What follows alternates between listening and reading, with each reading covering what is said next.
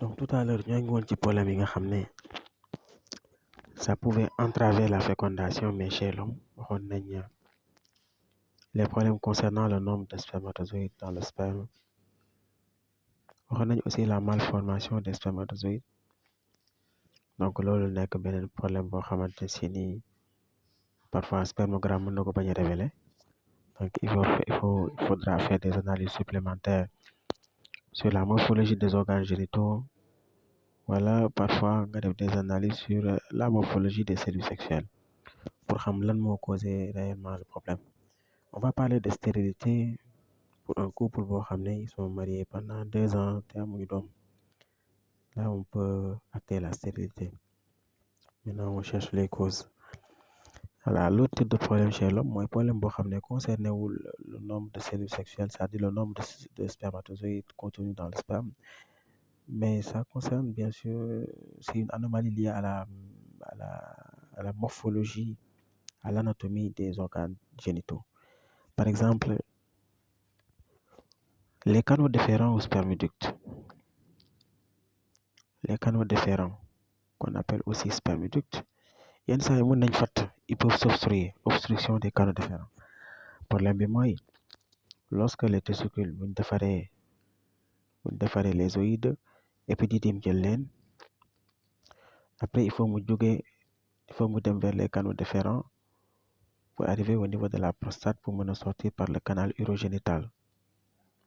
Mais parfois les canaux déférents yi bu fattee bu fekkee c'est bouché lan mooy xew les spermatozoïdes ne pourront pas remonter. Et ce qui fait que le sperme ne sera constitué que de liquide séminal et de liquide prostatique. Et ça c'est compliqué.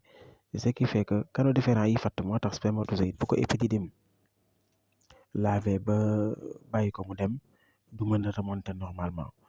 Donc cet homme croira qu'il va souffrir d'une azoospermie alors que voilà, c'est juste que ces canaux déférents ont bouché. Ça peut être réglé par une chirurgie pour mën a dindi li fatt les canaux déférents pour les spermatozoïdes mën a prendre leur voie normale. Donc tout ça c'est des problèmes qui concernent l'homme pour dire que dans nos sociétés généralement dañuy jàpp ni du moment où il y a un couple qui est resté 2 ans ou plus sans pour autant am doom rek dañuy jàpp ni le problème c'est la femme alors que le problème peut émaner de l'homme. On a vu tout à l'heure que problème yi fi cité yëpp c'est des problèmes qui peuvent concerner l'homme. Maintenant chez la femme, les entraves à la fécondation chez la femme mooy absence d'ovulation.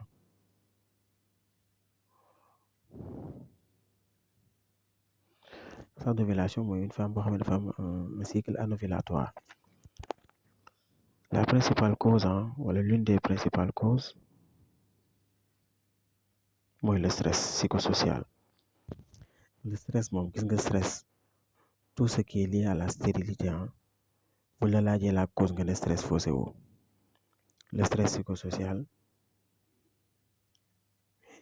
il est capable de bloquer le complexe hypothalamo-hypophysaire. De ce fait aucun processus de régulation ne sera entamé ou ne sera enclenché. De ce fait yow nga jàpp ni yow yaa tële te fekk na problème mooy li nga yenu sa bopp nga attanul. C'est un problème de stress kese. Le stress psychosocial peut causer un réel problème. Mën na tax nga jàpp ni da nga stérile fekk stérile. C'est juste que tu vis dans un environnement toxique stressant boo xam ne mooy bloquer ton complexe. Et quand le complexe hypothalamo-hypophysaire qui est le chef d'orchestre de tout ce qui est activité reproductrice est bloqué, mais rien ne va. Donc l'absence d'ovulation, principale cause, le stress psychosocial, principale cause. Deuxième problème, c'est les kystes, myomes ou fibromes. Les kystes généralement on l'attribue à l'ovaire, on parle de kystes ovariens.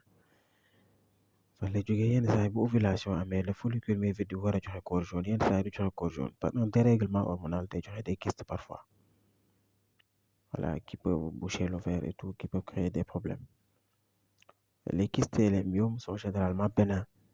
Voilà, c'est-à-dire mën nañ ko génne par opération chirurgicale bu fekkee le diagnostic est précoce bien sûr.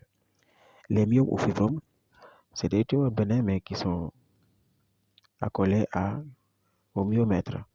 Le myomètre, c'est le muscle utérin. le muscle utérin parce que bu ñu nee utérus ñaar la utérus c'est l'endomètre plus le myomètre ñaar ñi mooy utérus.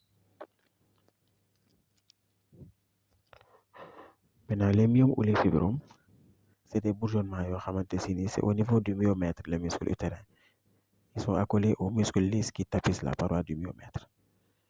C'est des tumeurs bénins yoo xam ne mën nañ ko génne mais ils peuvent entraver la fécondation parce que bu fekkee c'est au niveau de l'utérus sa nekk te l'utérus foofu la cellule œuf war a implanté wu là ça pose un réel problème donc ça peut faire que fécondation mën na du mën a fécondation gestation bi grossesse bi mën na bañ a yegg voilà ça peut créer des